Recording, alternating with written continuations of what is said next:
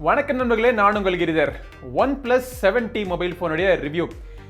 என்னடா எல்லா சேனல்லையும் ரிவ்யூ போட்டு முடிச்சிட்டாங்க, நீ என்ன லேட்டாக போடுறியே அப்படின்னு கேட்குறீங்களா?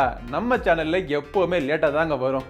காரணம் என்னன்னா, மொபைல் ஃபோன் டெய்லி வந்துக்கிட்டு தான் இருக்குது. ஒவ்வொரு வாரமும் பார்த்தீங்கன்னா ஒரு மினிமம் 4-5 மொபைல் ஃபோனாக லான்ச் பண்ணிகிட்டே இருக்காங்க.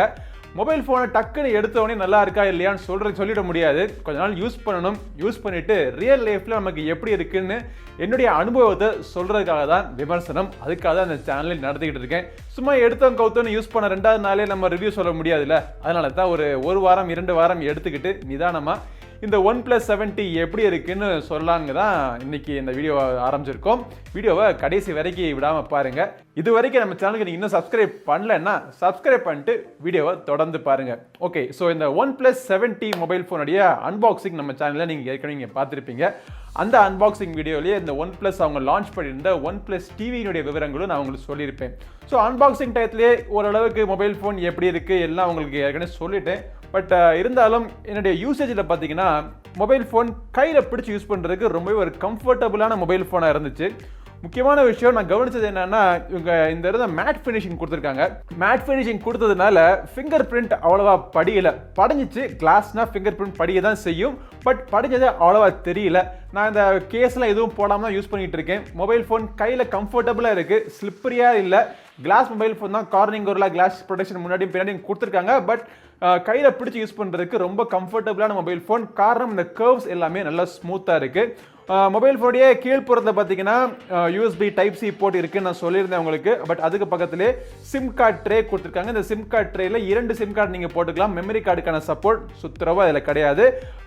ஸ்பீக்கர்ஸ் பார்த்தீங்கன்னா இந்த OnePlus 7T மொபைல் ஃபோனில் டூயல் ஸ்பீக்கர் கொடுத்துருக்காங்க. ஒன்று வந்து பாட்டம் ஃபயரிங் ஸ்பீக்கர், இன்னொன்று வந்து அந்த நாச்சுக்கு மேலே ஒரு சின்ன கிரில் கொடுத்துருக்காங்க. அது வந்து டாப் ஃபயரிங் ஸ்பீக்கர்ஸ்.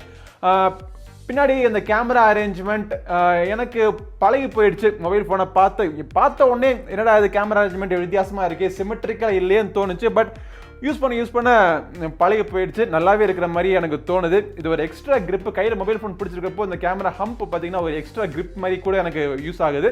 ஸோ எந்த கம்ப்ளைண்ட்ஸும் கிடையாது. எல்லா OnePlus மொபைல் ஃபோன் மாதிரியும் இந்த மொபைல் ஃபோன்லையும் பார்த்தீங்கன்னா சைடில் அலர்ட் ஸ்லைடர் கொடுத்துருக்காங்க. இந்த அலர்ட் ஸ்லைடர் குறிப்பாக இந்த OnePlus 7T மொபைல் ஃபோனில் ஸ்லைடருடைய சைஸ் கொஞ்சம் சைஸ் கொஞ்சம் சிறுசு பண்ணியிருக்காங்க. அப்புறம் பார்த்தீங்கன்னா இந்த சைடில் பவர் பட்டன், வால்யூம் பட்டன் எல்லாம் இருக்க வேண்டிய இடத்துல நல்லா இருக்க வேண்டிய இடத்துல இல்லாத ஒரு விஷயம் என்னன்னா 3.5mm ஆடியோ ஜாக். அதையும் கொடுத்துருந்தாங்கன்னா இந்த மொபைல் ஃபோன் ஒரு கம்ப்ளீட் பேக்கேஜாக போயிருக்கும். பட் இந்த மொபைல் ஃபோனுடைய வாட்டர் ப்ரூஃபிங் கொடுத்துருக்காங்க. IP ரேட்டிங்லாம் கிடையாது, பட் வாட்டர் ப்ரூஃபிங் இருக்குது. தண்ணி பட்டால் மொபைல் ஃபோனுக்கு எந்த பாதிப்பும் வராது. அதையும் மீறி பாதிப்புகள் ஏற்பட்டால் அதுக்கு கேரண்டி கவரேஜ் கிடையாது. மற்றபடி இந்த மொபைல் ஃபோனில் பார்த்தீங்கன்னா நாட்ச் இருக்குன்னு நான் சொல்லியிருந்தேன் உங்களுக்கு. நாட்ச் வந்து OnePlus 7 மொபைல் ஃபோனை விட 31.6% சின்ன சைஸ் அப்படின்னு சொல்கிறாங்க. பழகி போயிடுச்சு எல்லாத்துலேயும். அதில் இந்த நாட்ச் வந்து ரொம்ப இன்ட்ரூசிவாக இல்லை, ஓரளவுக்கு சைஸ் ஒத்து போகுதுன்னு வச்சுக்கோங்களேன். டிசைனை பொறுத்த மட்டும் பெருசாக எதுவும் நெகட்டிவ் பாயிண்ட்ஸ் கிடையாது. இந்த மொபைல் ஃபோனோட டிஸ்பிளே பார்த்தீங்கன்னா 6.55 inch diagonal display, 20:9 aspect ratio. இதுக்கு முன்னாடி வந்து OnePlus 7ல பார்த்தீங்கன்னா 19.5:9 ஆஸ்பெக்ட் ரேஷியோ. ஆஸ்பெக்ட் ரேஷியோ கொஞ்சம் இன்க்ரீஸ் பண்ணி 20:9 ஆஸ்பெக்ட் ரேஷியோ கொடுத்துருக்காங்க. மொபைல் ஃபோன் பெருசாயிருச்சு அப்படின்னு கேட்டிங்கன்னா மொபைல் ஃபோன் ஒன்றும் பெருசாகல. அந்த பெசல்ஸ் சுற்றி இருக்கிற பெசல்ஸ்லாம் கொஞ்சம் சிறுசு பண்ணியிருக்காங்க. Full HD+ ரெசல்யூஷன் தான். பட் 90 Hz ரெஃப்ரெஷ் ரேட் இந்த மொபைல் ஃபோனில், அதாவது OnePlus 7 Pro மொபைல் ஃபோனில் நம்ம பார்த்தோம் பார்த்தீங்களா, அதே மாதிரியான 90 Hz ரெஃப்ரெஷ் ரேட் இந்த மொபைல் ஃபோன்லையும் கொண்டுட்டாங்க.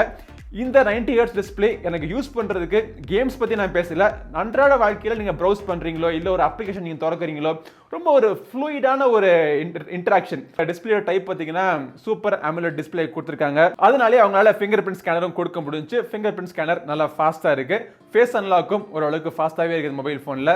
டிஸ்பிளேயோடைய தரம், கலர் குவாலிட்டி எல்லாமே நல்லா இருக்குது, எந்த குறையும் இல்லை. பட் ஓவராலாக டிஸ்பிளேயோட பர்ஃபார்மன்ஸில் நெகட்டிவ் பாயிண்ட் அப்படின்னு சொல்லணும் பார்த்தீங்கன்னா, இந்த அடாப்டிவ் பிரைட்னஸ் இருக்கும் பார்த்தீங்களா, நம்மளுடைய சூழ்நிலைக்கு பிரைட்னஸ்க்கு ஏற்றாப்புல மொபைல் ஃபோனுடைய பிரைட்னஸ் அப்படியே மாறிக்கும் பார்த்தீங்களா, அந்த இது வந்து சரியாக ஒர்க் ஆகாத மாதிரி எனக்கு தோணுச்சு. இது வந்து ஒரு பக்காக இருக்கலாம், அவங்க சாஃப்ட்வேர் பக் மூலமாக அதை சரி பண்ணலாம். ஓகே, பின்னாடி இருக்கிற கேமரா பற்றி நம்ம பேசிடுவோம். இதில் வந்து 3 கேமரா கொடுத்துருக்காங்க. கேமராவோடைய ஸ்பெசிஃபிகேஷன்ஸ்லாம் நீங்கள் வாசிக்கலாம். பட் கேமராவோடைய எக்ஸ்பீரியன்ஸ் நான் எப்படி இருக்குன்னு நான் சொல்கிறேன். இதில் பார்த்தீங்கன்னா அந்த டெலிஃபோக்கஸ் லென்ஸ் கொடுத்துருக்காங்க பார்த்தீங்களா, அதுக்கு வந்து இதில் ஆப்டிக்கல் இமேஜ் ஸ்டெபிலைசேஷன் கிடையாது. OnePlus 7 Proல டெலிஃபோக்கஸ் லென்ஸுக்குமே பார்த்தீங்கன்னா ஆப்டிக்கல் இமேஜ் ஸ்டெபிலைசேஷன் கொடுத்துருந்தாங்க. அது மட்டும் இல்லை, அது 3x ஜூம், இது வந்து 2x ஜூம் தான். அந்த மெயின் 48 மெகா பிக்சல் சோனியினுடைய IMX 586 சென்சர் அதுல இருந்து வரக்கூடிய போட்டோஸ்மே பாத்தீங்கன்னா நல்லா அருமையா கிளாரிட்டி அருமையா இருக்கு. லோ லைட் கண்டிஷன்ஸ்லயும் சரி பிரைட் லைட் கண்டிஷன்ஸ்லயும் சரி நல்ல போட்டோஸோட clarity, sharpness, colour reproduction, exposure, white balance, குறிப்பா ஒயிட் பேலன்ஸ் எல்லாமே நல்லா இருந்துச்சு. பொதுவாகவே எல்லா OnePlus மொபைல் ஃபோன்லேயும் அவங்க ஃபோட்டோஸ்னுடைய டைனாமிக் ரேஞ்ச் வந்து ரொம்ப நல்லா இருக்கும். அதே மாதிரி இந்த மொபைல் ஃபோன்லேயும் டைனாமிக் ரேஞ்ச் நல்லா இருக்கு. சில சமயங்களில் யூஸ் பண்ணிட்டு இருக்கிற கிளிக் பண்ணிட்டு இருக்கிற ஃபோட்டோஸில் சில சமயங்களில் ஃபோட்டோஸுடைய ஷார்ப்னஸ், ஃபோக்கஸிங் ஸ்பீட் சரியா இல்லாத மாதிரி தோணும்.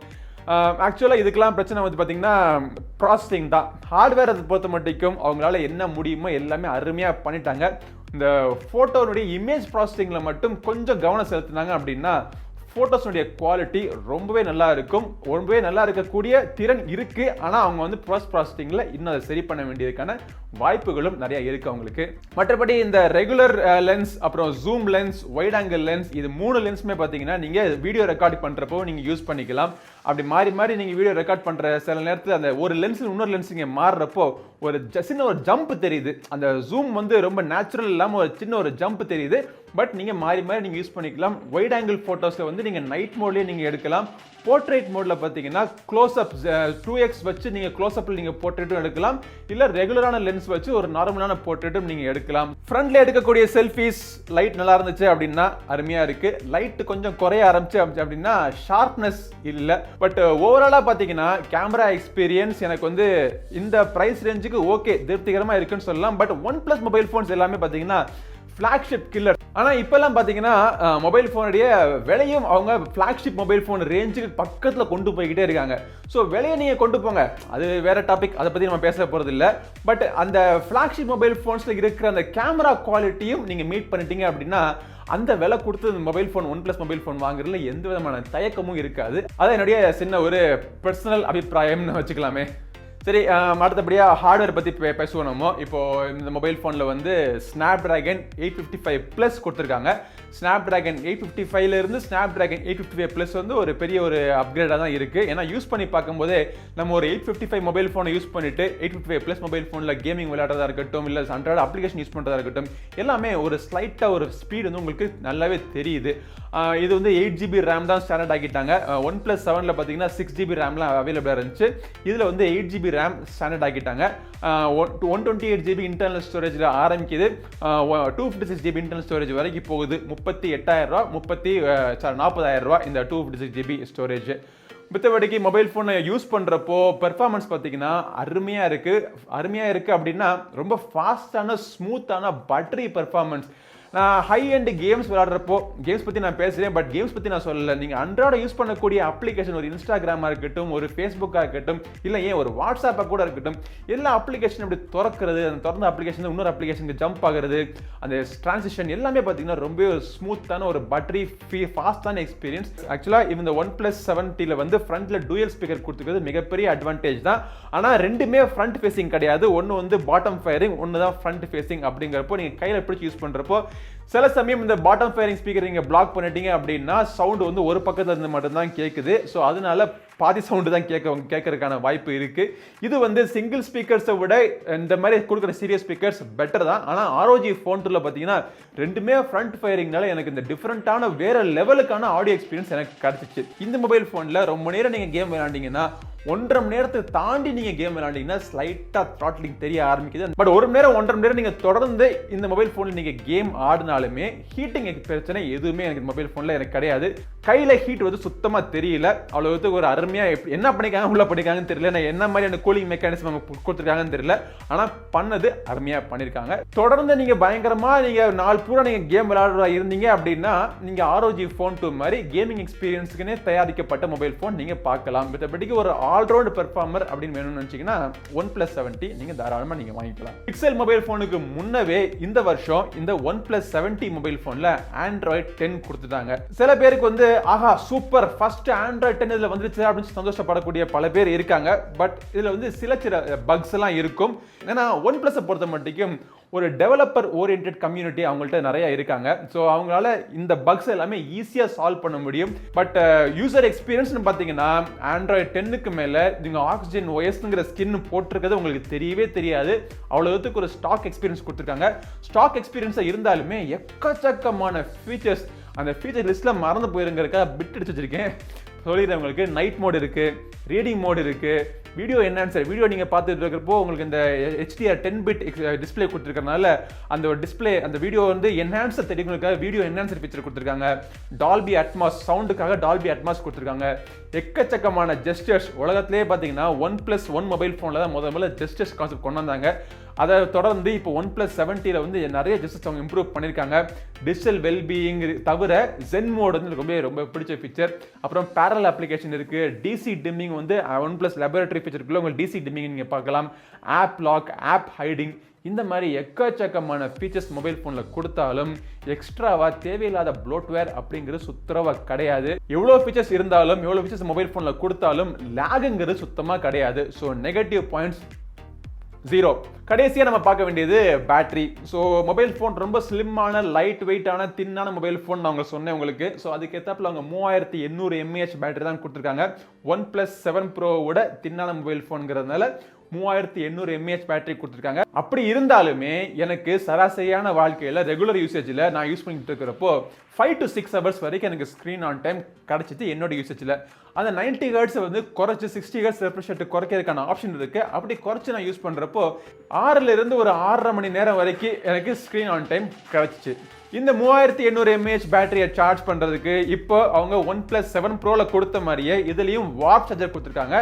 OnePlus 7ல பார்த்தீங்கன்னா டேஷ் சார்ஜர் தான் கொடுத்துருந்தாங்க. 20 watt டேஷ் சார்ஜர் தான் கொடுத்துருந்தாங்க. ஆனால் இதில் வந்து 30 watt வாட் சார்ஜர் கொடுத்துருக்காங்க. ரொம்பவே ஃபாஸ்ட்டாக சார்ஜ் பண்ணுது. எவ்வளோ ஃபாஸ்ட் அப்படின்னா 0 to 100% சார்ஜ் பண்ணுறதுக்கு வெறும் 95 minutesல ஃபுல்லாக சார்ஜ் பண்ணி விட்டுருது.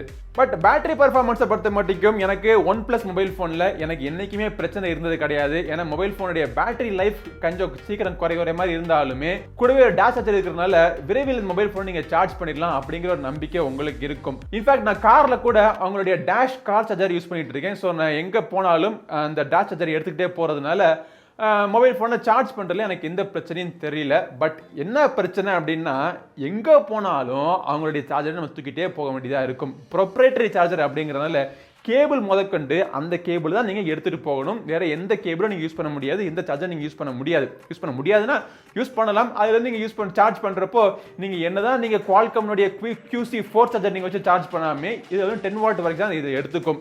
ரீசெண்டாக பெங்களூர்லேருந்து கிளம்பி மதுரைக்கு போயிருந்தேன். மதுரைக்கு போயிருந்தப்போ பல சார்ஜரை நான் மறந்துட்டு போயிட்டேன். அதாவது என்னுடைய லேப்டாப்புடைய சார்ஜரை மறந்துட்டு போயிட்டேன். இந்த OnePlus மொபைல் ஃபோனுக்கான டேஷ் சார்ஜரை மறந்துட்டு போயிட்டேன். என்கிட்ட AMX-னுடைய ஒரு சார்ஜர் இருந்துச்சு. நல்ல வேளை நான் எடுத்துகிட்டு போன அந்த AMX சார்ஜரில் பவர் டெலிவரி அதாவது PD சப்போர்ட் இருந்ததுனால லேப்டாப்பையும் சார்ஜ் பண்ண முடிஞ்சுக்கிச்சு, மித்த மொபைல் ஃபோன்ஸ்லையும் சார்ஜ் பண்ண முடிஞ்சுக்கிச்சு. ஆனால் பவர் டெலிவரி சப்போர்ட் கூட இல்லாத இந்த மொபைல் ஃபோனை நம்ம சார்ஜ் பண்ணுறப்போ அந்த 10 watt ட்ரிக்கிள் சார்ஜரில் எனக்கு சார்ஜ் ஆச்சு. ஸோ இந்த மாதிரி ஒரு ப்ரொப்ரைட்டரி டெக்னாலஜி இல்லாமல் ஸ்டாண்டர்ட் டெக்னாலஜி யூஸ் பண்ணாங்க அப்படின்னா ஒரு குவால்காம்னுடைய குவிக் சார்ஜோ இல்லை ஒரு பவர் டெலிவரி டெக்னாலஜியோ யூஸ் பண்ணாங்க அப்படின்னா அதிகமாக டிராவல் பண்ணுறவங்க இந்த டேஷ் சார்ஜரையோ இல்லை வாப் சார்ஜரையோ எப்போவுமே தூக்கிட்டு போகணும். அப்படிங்கிற நிலைமைக்கு ஃபோர்ஸ் பண்ணாமல் நிம்மதியாக எங்கே போனாலும் ஒரு சார்ஜர் எடுத்துகிட்டு போய் எல்லா டிவைஸையும் சார்ஜ் பண்ணிக்கலாம் அப்படிங்கிற சுதந்திரம் கிடைக்கும். ஸோ ஃபைனலாக இந்த OnePlus 70 மொபைல் ஃபோன் வாங்கலாமா வேணாமா அப்படிங்கிற என்னுடைய கருத்தை நான் சொல்கிறேன் உங்களுக்கு. ஸோ இது வரைக்கும் இந்த மொபைல் ஃபோனுடைய எல்லா டிபார்ட்மெண்ட்லையும் ப்ளஸ் பாயிண்ட்ஸ் மைனஸ் பாயிண்ட்ஸ் எல்லாம் நான் உங்களுக்கு சொல்லிட்டேன். பட் இருந்தாலும் என்னுடைய கருத்து என்ன அப்படின்னா OnePlus 7 மொபைல் ஃபோன் ரொம்ப பிடிச்ச மொபைல் ஃபோன் பல பேருக்கு. காரணம் என்னன்னு பார்த்தீங்கன்னா அதோடைய விலை. இப்போ கூட OnePlus 7 மொபைல் ஃபோனுடைய ஆரம்ப விலை பார்த்தீங்கன்னா 30,000 ரூபாய். அந்த மொபைல் ஃபோன் லான்ச் பண்ண 5 மாசத்துக்குள்ளேயே இந்த OnePlus 70 மொபைல் ஃபோன் லான்ச் பண்ணிட்டாங்க. அந்த பிரைஸ் ரேஞ்சில் லான்ச் பண்ணுவாங்களா அப்படின்னு நம்ம எதிர்பார்க்கறது பேராசையாக இருந்தாலும் அந்த பிரைஸ் ரேஞ்சில் லான்ச் பண்ணியிருந்தாங்கன்னா ஆரம்ப விலை 33,000 லான்ச் பண்ணியிருந்தாங்கன்னு வச்சுங்களேன். OnePlus 70 மொபைல் ஃபோன் சூப்பரான ஆப்ஷனாக இருந்திருக்கும். ஆனால் OnePlus 70 விலையை வந்து அவங்க கூட்டினதுனால இப்போ கூட OnePlus 7 வந்து ஒரு நல்ல ஆப்ஷனாக இருக்கு. கூட்டிட்டாங்களே, விலையை கூட்டிட்டாங்களே. சரி 37,000 ரூபா 38,000 ரூபாய்க்கு இந்த மொபைல் ஃபோன் வாங்கலாமா வேணாமான்னு கேட்டிங்கன்னா கூட கொஞ்சம் காசு போட்டிங்க அப்படின்னா கூட கொஞ்சம்னா 10,000 போடணும். 10,000 போட்டிங்க அப்படின்னா உங்களுக்கு OnePlus 7 Pro மொபைல் ஃபோன் கிடைச்சிடும். இதை விட ஒரு பெட்டரான ஒரு curve display, full HD resolution தாண்டி உங்களுக்கு 2K ரெசல்யூஷன், QHD ரெசல்யூஷன், பெரிய battery, pop-up camera, full screen display, so இதெல்லாம் கிடைக்கிறப்போ கொஞ்சம் கூட காசு போட்டா அந்த mobile phone OnePlus 7 Pro mobile ஃபோனே வாங்கிடலாமா அப்படின்னு தோன்ற அளவுக்கு. ஏன்னா இதுலேயும் 90 Hz, அதுலேயும் 90 Hz, இதுலேயும் 3 கேமரா, அதுலேயும் 3 கேமரா, இப்படி எல்லாம் பார்க்குறப்போ அந்த பிரைஸ் ரேஞ்சுக்கு ஒட்டி வந்துருமோ. இது வந்து OnePlus 7 இல்ல OnePlus 7 Proவான்னு பார்க்குறப்போ இரண்டுத்துக்கு நடுவில் ஒரு மிடில் சைல்டு அப்படின்னு சொல்லலாம். ஸோ யாரு இந்த மொபைல் ஃபோனை சூஸ் பண்ணுவாங்க அப்படின்னு எனக்கு கேட்டிங்கன்னா, ஒரு எனக்கு பட்ஜெட் ஓரியன்ட், பட்ஜெட் ரொம்ப முக்கியம் அப்படின்னு நினைக்கிறவங்க வந்து OnePlus 7 வாங்கிட்டு போயிடுவாங்க. இல்லை எனக்கு வந்து ஃபீச்சர்ஸ் டாப் எண்ட், உங்களுக்கு ஃப்ளாக்ஷிப் மொபைல் ஃபோன் தான், இப்போ அருமையான டாப் எண்ட் மொபைல் ஃபோன் வேணும்னு நினைக்கிறவங்க வந்து 7 Pro இல்லை 70 Pro வாங்கிட்டு போயிடுவாங்க. 70 இருக்கிறதுக்கான காரணம், இல்லை 70 வாங்குறதுக்கான காரணம், ஒரு அழுத்தமான காரணம் எனக்கு இன்னும் அவ்வளோவா தென்படலை.